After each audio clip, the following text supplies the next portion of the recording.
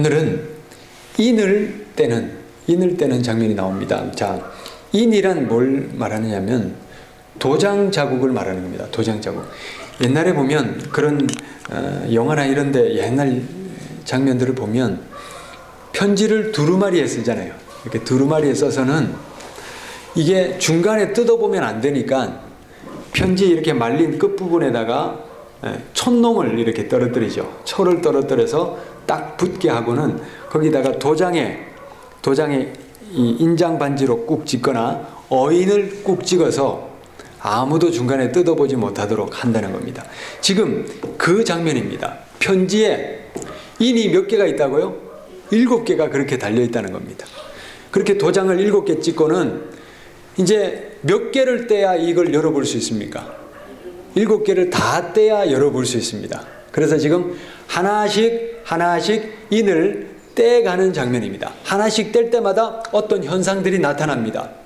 자, 그런데 이 요한복음의 구조를 오늘 우리가 이제 인부터 볼 때 뭘 주의해야 되냐면 마치 구조가 이렇다는 겁니다. 자, 7인이죠. 쉽게 제가 설명을 하면 그렇습니다. 마치 이게 미로와 같다는 겁니다. 미로. 자, 7인을 떼는데 뚜뚜뚜뚜뚜뚜뚜뚜뚜뚜뚜 돌아가서 다 떼면 그 다음 문이 차카닥 열린다는 겁니다.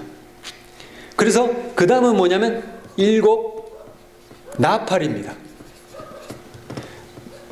자, 7인의 마지막 7개를 떼면 어디로 들어간다고요? 7 나팔 단계로 들어간다는 겁니다.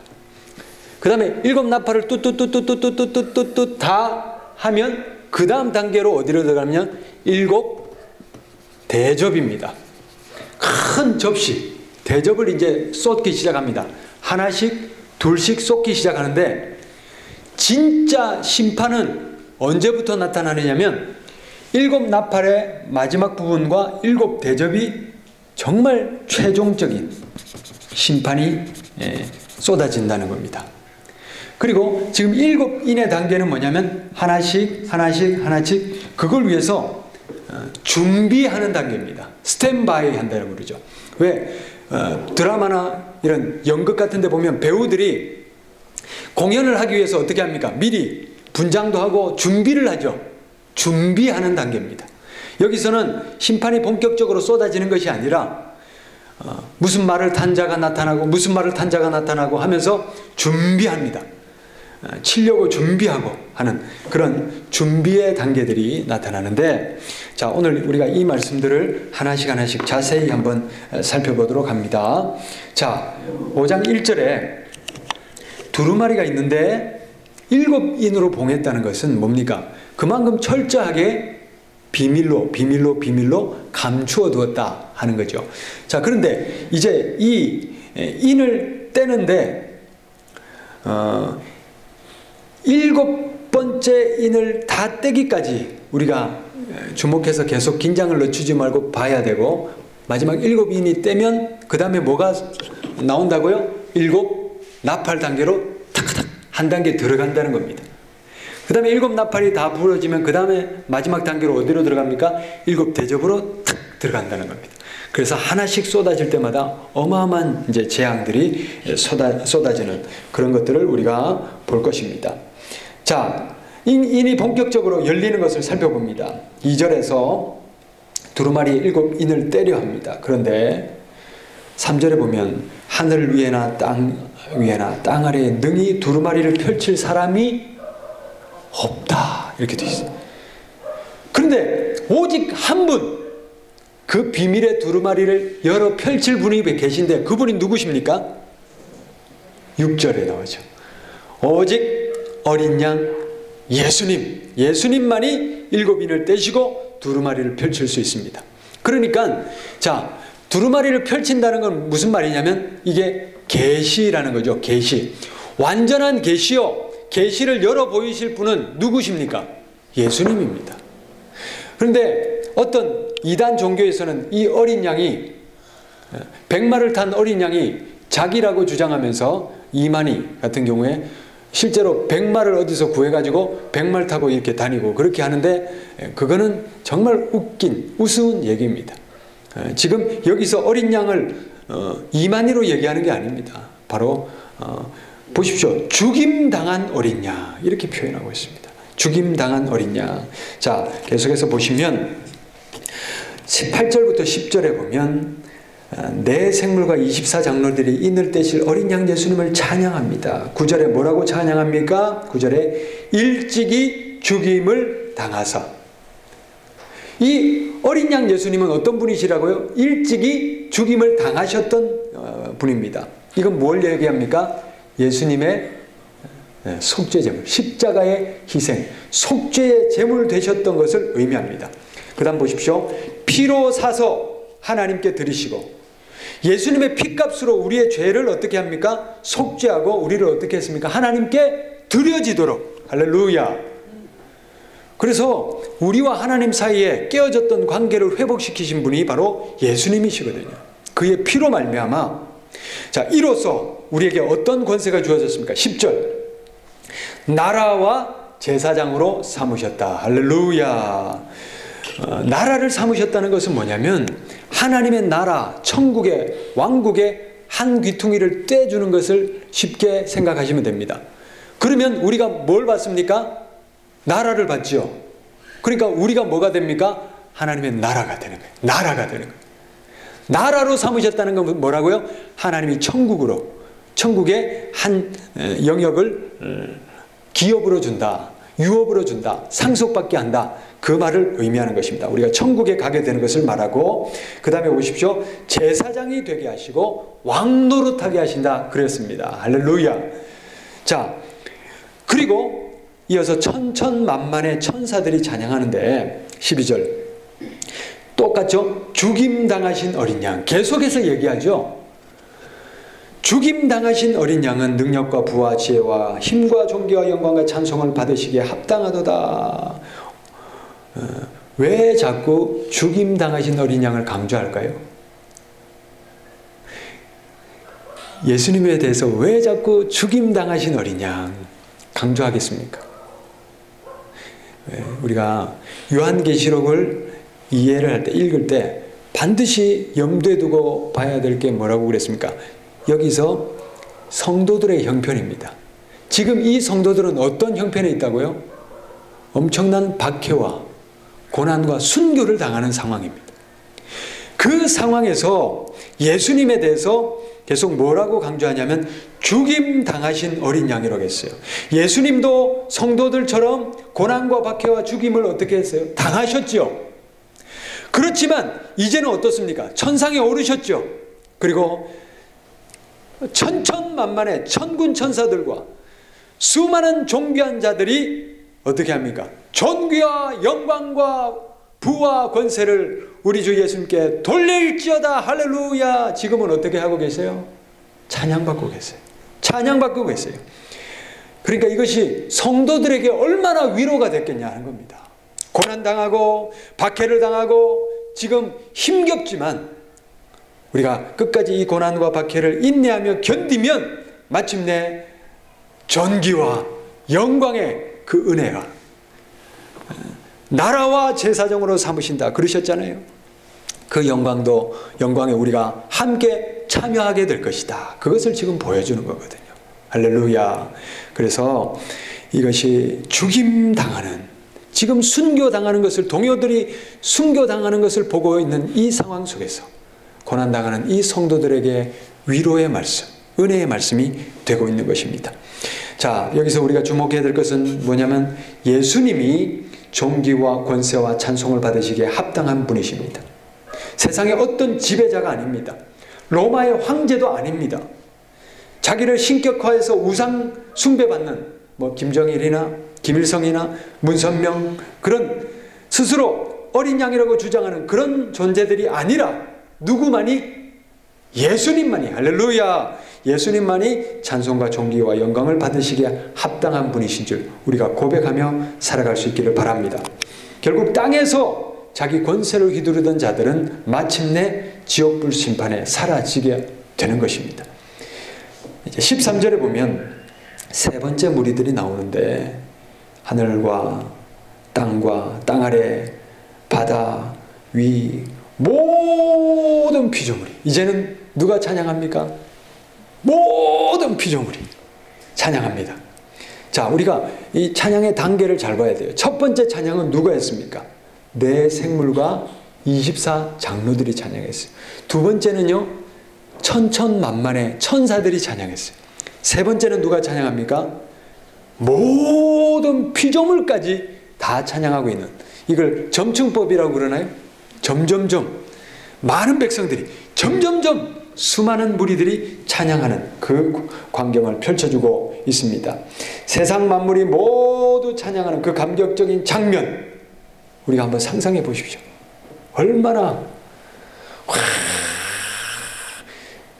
곳곳에서 하나님의 들림받은 하나님의 백성들이 쫙 찬양을 하면서 올라간다면 이것이 얼마나 하늘의 축제가 되겠습니까?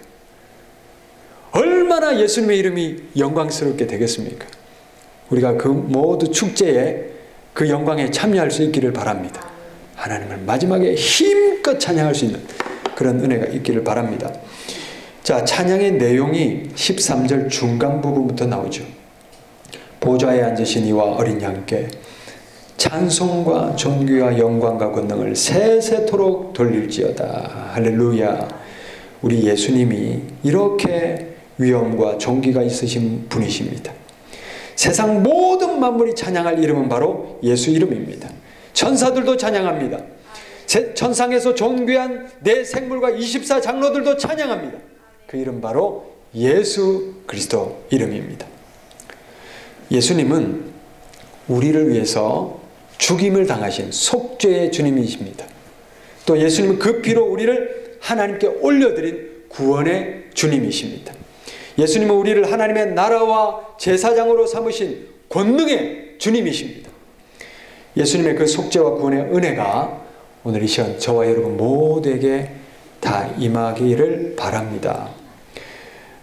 예수님이 이렇게 죽임을 당하셨지만 땅의 하늘의 모든 피조물의 찬양을 받으시는 그 주님이심을 보여주십니다.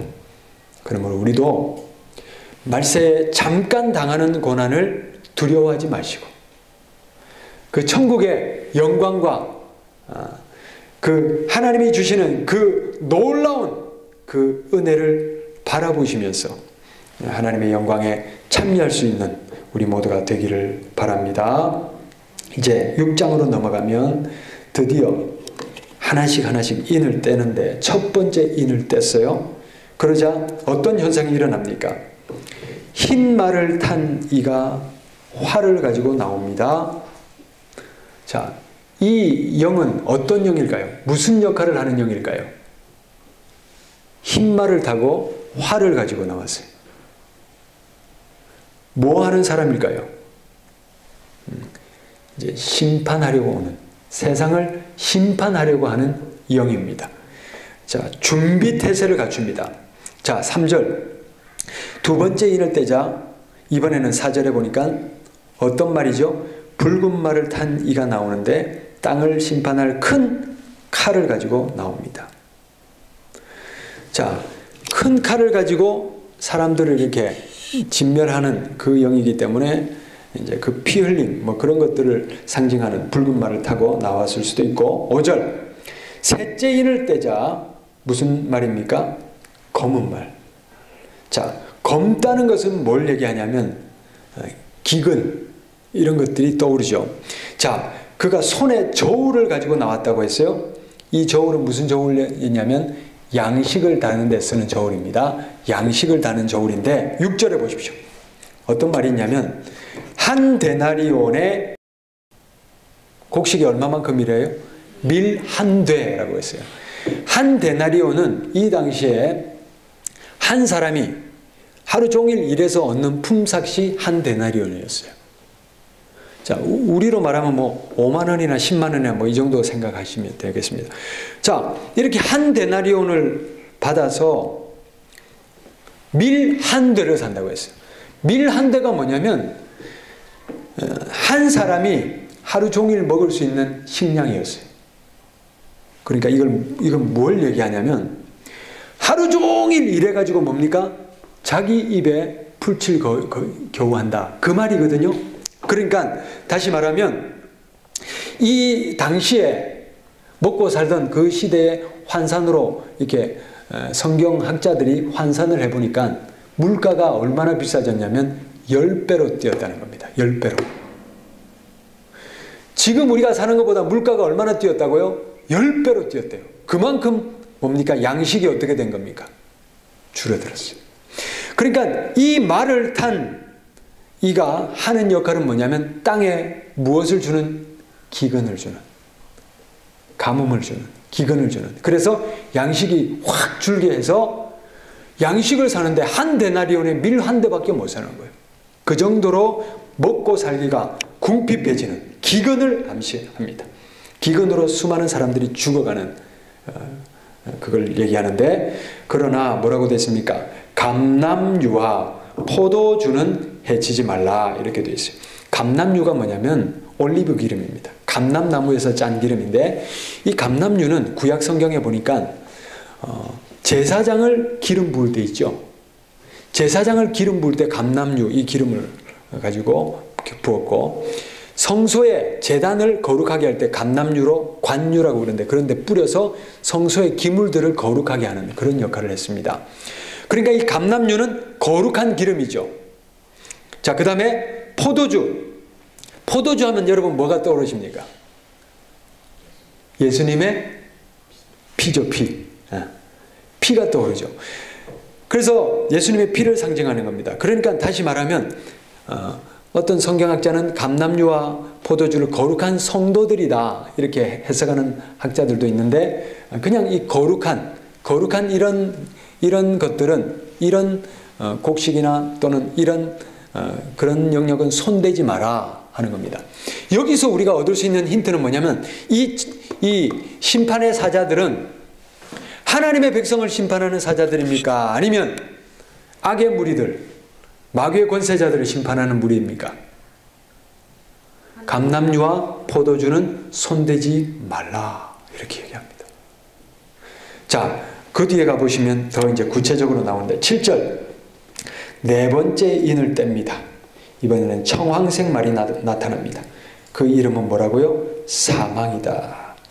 사망의 사자가 땅의 4분의 1을, 땅의 인구의 4분의 1을 칼과 흉년과 사망과 땅의 짐승들로 죽일 권세를 받아가지고 준비합니다. 9절, 다섯 번째 인을 뗍니다. 그러자 죽임을 당한 영혼들, 순교당한 성도들이 큰 소리로 하나님께 탄원합니다. 10절에 뭐라고 하느냐면, 거룩하고 참되신 하나님이여, 땅에 거하는 자들을 심판하여 우리 피를 갚아주시는 것을 언제까지 미루십니까? 이렇게 탄원합니다. 죽임당한 성도들이 하나님 제발 좀 빨리 오셔서 우리 피값을 갚아주십시오. 왜 아직 안 오십니까? 왜 아직 지체하십니까? 그렇게 탄원한다는 거예요. 그랬더니 11절에 보니까 하나님이 그들에게 흰 두루마리를 입혀주시죠. 그걸 뭘 의미합니까? 위로거든요. 위로. 그래, 너희들이 그렇게 순교하고 잘 인내하였다, 내 백성아, 이러면서 흰 두루마기를 입혀주시면서 뭐라고 하시냐면, 너희 동료들과 형제들도 너희처럼 죽임을 당하여 수가 차기까지 잠깐만 더 기다려다오, 이런 얘기를 합니다. 여러분, 우리가 여기서 이런 질문을 할 수 있어요. 왜 하나님이 이 하나님의 성도들에게 고난과 박해를 겪게 하시나? 우리가 이제 마지막 휴거를 당할 때, 휴거가 될 때 휴거 당하지 않고 남은 백성들은 어떻게 합니까? 그 중에서도 성도들이 있지 않아요? 그들은 이제 마지막 환난을 또 통과를 해야 되거든요. 왜 그렇게 환난을 당하게 하시느냐는 겁니다. 왜 환난이 있냐는 겁니다. 그것은 바로 진실한 성도를 걸러내기 위함이거든요. 편안할 때는 누구나 열심히 신앙생활을 하는 것 같아요. 충성하는 것 같아요. 예수님도 잘 믿는 것 같아요. 그런데요, 고난과 박해를 당해보면 이게 갈라집니다. 거기서 결판이 납니다. 모진 고난과 박해를 당하면서도 예수님 신앙을 지켜나가기가 쉽지가 않거든요. 더욱이 지금 이 초대교회처럼 목숨을 앗아가는 이렇게 정말 죽임의 순교의 상황에서도 끝까지 나 예수님 신앙 지키겠다 하기는 더 어렵거든요. 순교 앞에 가짜가 정리되게 마련입니다. 오직 예수님 신앙에 목숨을 거는 진짜 신앙인이라야 순교의 상황에도 끝까지 믿음을 지킬 수가 있는 겁니다. 그래서 이 박해와 순교는 순금 같은 정말 진실한 그리스도인들을 걸러내기 위한 마지막 작업이다 할 수가 있는 것입니다. 말세에는 우리 성도들이 신앙을 지켜나가기가 점점 어려워질 것입니다. 온갖 고난과 박해와 탄압이 사회적 여러 가지 제약들이나 이런 것들이 올 수 있습니다. 그러나 그 중에서도 지금 벌써 그런 일들이 있잖아요. 벌써 예수님 유일 신앙을 지켜나가기가 힘들게 되고 있어요. 교묘하게 WCC나 이런 것들이 보면 교묘하게 위장을 하고 들어오지만 결국에는 하는 것이 뭐냐면 이제 종교들을 이렇게 통합해 가는 과정인데 그 중에서 예수님만이 구원자이십니다. 이렇게 얘기하면 어떻게 돼요? 이건 반동자들이 되는 거예요. 미국에서는 혐오 방지법이라고 만들었어요. 그게 뭐냐면 남에게 혐오를 주는 행위들을 하면 감옥에 갇히거나 수천만 원의 벌금을 이제 매기거나 그러는 건데 혐오라는 게 뭐냐면 동성애를 나쁘다고 얘기하거나 다른 종교가 이단이라고 얘기하거나 예수님만이 유일신이라고 하거나 이런 것들이 다 걸리는 거예요. 우리나라의 차별금지법이 이제 그런 역할들을 이제 하게 되는 겁니다. 이런 것들이 점점점 실체화되고 떠오르고 있어요. 구체화되고 있어요. 입법화되고 그렇게 되면 정말 제가 설교할 때 예수님만이 구원자십니다. 이러면 그걸 이제 잡혀가는 거예요. 아니면 수천만 원의 벌금을 내든지. 그러니까 예수님만이 구원이십니다. 성경에 다른 이로서는 구원을 얻을 수 없느니 천하인간의 구원을 얻을 만한 다른 이름을 우리에게 주신 일이 없음이라. 이것 가지고는 설교를 할 수가 없게 돼요. 세상이 점점 그렇게 되고 있어요. 실체화되고 있어요. 그런 상황에서도 우리가 예수님만이 구원이십니다. 문선명이 우리를 구원해 주나요? 알라신이 우리를 구원해 주나요? 다른 이름은 없습니다. 오직 예수 그리스도 이름만이 우리를 구원해 주십니다. 이 얘기하고 감옥에 가고 이 얘기하다가 벌금 내고 이 얘기하다가 끌려가고 할 시대가 곧 오는 겁니다. 그러나 그 시대에도 우리가 이 믿음 지켜나갈 수 있느냐 이거거든요. 여러분 이 지금 초대교회 교인들이 지금 당하고 있는 상황이 그겁니다. 예수 이름 때문에 예수 그 이름 때문에 순교당하고 끌려가고 짐승의 밥이 되고 이런 것들을 보잖아요. 그러면서 예수님이 왜 요한에게 이 환상과 계시를 보여줍니까? 왜 천국을 보여주고 왜 마지막에 일어날 놀라운 심판들을 보여주는 겁니까? 끝까지 인내하라. 그들에게는 뭐가 있습니까? 천국의 상급이 있는 거예요. 하나님의 영광, 천국을 보여주시는 거예요. 그리고 그 악을 행하는 자들과 마귀의 졸개들과 사단의 무리들은 어떻게 됩니까? 결국 마지막 일곱째 대접을 쏟을 때 어떤 일이 일어나는지 보라는 겁니다. 그들은 철저하게 심판받을 것을 말씀하고 계십니다. 할렐루야. 잠시 잠깐 이 땅에서 당하는 환난을 인내하면 영원한 천국의 구원과 상급이 주어지는 거거든요. 그것을 보여주는 거거든요. 이걸 보고 믿고 견디라는 거거든요. 자, 그런데 이제 앞으로 점점 이제 계시록을 하면 할수록 우리가 보여지겠지만 정말 이 예언의 말씀들이 실체화되고 있다는 걸 볼 수 있습니다. 구체화되고 있고 본격적으로 이런 일들이 진행되고 있다는 사실을 우리가 깨어서 봐야 됩니다. 깨어서 봐야 이 시대 우리의 믿음을 끝까지 지켜나갈 수 있고, 고난과 박해와 어려움이 올 때에도 그게 이거구나 하고 알고 견딜 수가 있는 겁니다. 인내할 수가 있는 겁니다. 자, 이제 12절 6번째 인을 뗍니다. 큰 지진이 나고 해가 검어지고 달이 피같이 됩니다. 별들이 땅에 떨어지고 산과 섬이 움직입니다. 이렇게 큰 재난이 오니까 어떻게 합니까? 땅의 임금들과 왕족들과 장군들과 부자들과 강한 자들이 자 어떻게 하냐면 자유인과 종과 뭐 이런 사람들이 굴과 산의 바위 틈에 숨어 산이 우리에게 무너져서 어린 양 진노에서 우리를 가려다오 그렇게 외친다는 겁니다. 지금 벌써 미국이나 이런 데서는 지하 벙커 어떤 재난이 와도 견딜 수 있는 어마어마한 지하 벙커를 수천 명 이제 수용할 수 있는 벙커를 만들어서 입주권을 주고 있어요. 그거 따내려면 엄청난 돈을 줘야 되겠죠. 그리고 자기네들은 어떻게 한다는 거예요? 그 벙커 안에서 어떤 재난과 어떤 어려움이 와도 거기서 몇 년간 뭐 수십 년 뭐 견디겠다는 거예요. 거기서 양식과 모든 것을 비축해놓고 견디는 그 벙커를 짓고 있습니다. 너나 할 것 없이 대그룹에서 그런 일들을 지금 해나가고 있습니다. 부자들과 권세자들과 그런 자들이 굴을 파고 그 재난과 이런 것들을 막기 위해서 견디기 위해서 그런 짓을 지금 하고 있는 상황이죠. 자, 그러나 이 마지막 심판과 재앙과 이런 것들이 너무나 극심하기 때문에 제발 산이 우리한테 좀 무너졌으면 좋겠다 그렇게 외칠 날이 온다는 겁니다.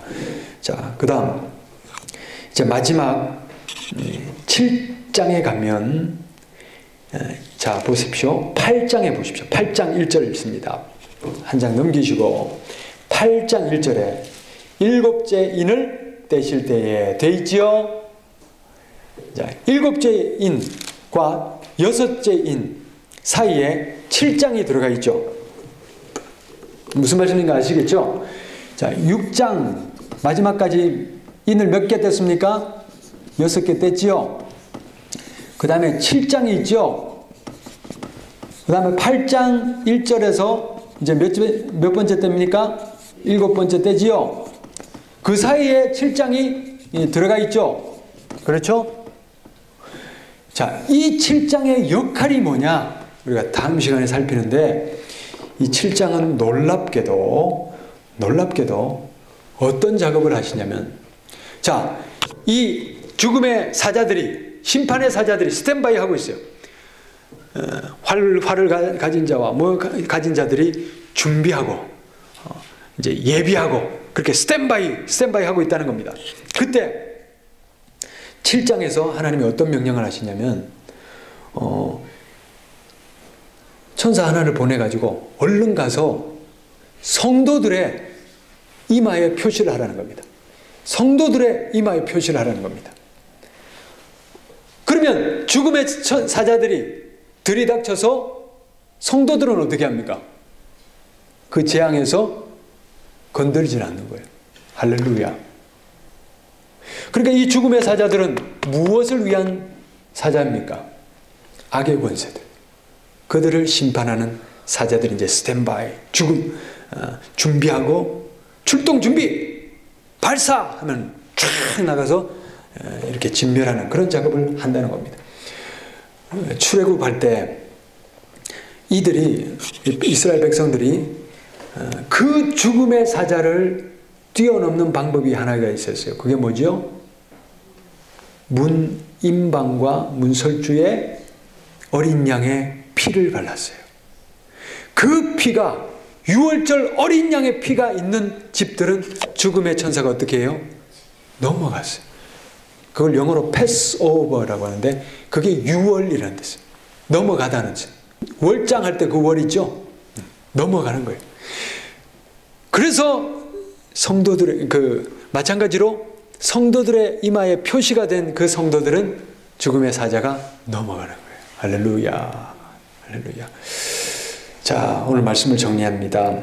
우리가 이제 7인을 떼는 장면을 봤는데 인을 떼실 분으로 누가 등장합니까? 어린 양 예수님이 등장합니다. 예수님만이 온전한 계시고 예수님만이 찬양을 받기에 합당하신 분이십니다. 인을 하나씩 떼자 심판의 영들이 세상을 심판할 태세를 갖춥니다. 5장, 6장에서는 준비만 하는 단계라는 거예요. 7장에서 거룩한 성도들에게 표시를 하고 난 다음에 8장에 7 나팔 단계에 들어가서 본격적으로 재앙이 쏟아집니다. 오늘 이 말씀을 통해서 하나님을 우리가 볼 수 있는데 어떤 하나님이냐? 성도들을 어떻게 합니까? 보존하시는 하나님이신 줄 믿으시기를 바랍니다. 이 무시무시한 재앙을 준비하고 있지만 성도들을 보존하시고 박해하는 악인들을 심판할 하나님이십니다. 우리가 믿음과 또 이제 믿음을 지키다가 당하는 이 땅에서의 잠시 잠깐의 고난과 박해를 견디어야 할 이유가 여기 있습니다. 비록 땅에서는 잠시 잠깐의 환난을 당하지만 끝까지 인내하고 믿음 지킨 성도들은 저 천국에서 하나님께서 왕노릇하게 하시고 제사장으로 삼으시고 나라를 삼으시는 줄 믿으시기 바랍니다. 천국의 소망을 보면서 이 땅에서 당하는 환난과 박해를 때가 될 때 그런 것들을 잘 분별하시고 인내하시고 견디시고 믿음 지키시고 승리하시는 저와 여러분 되실 수 있기를 바랍니다.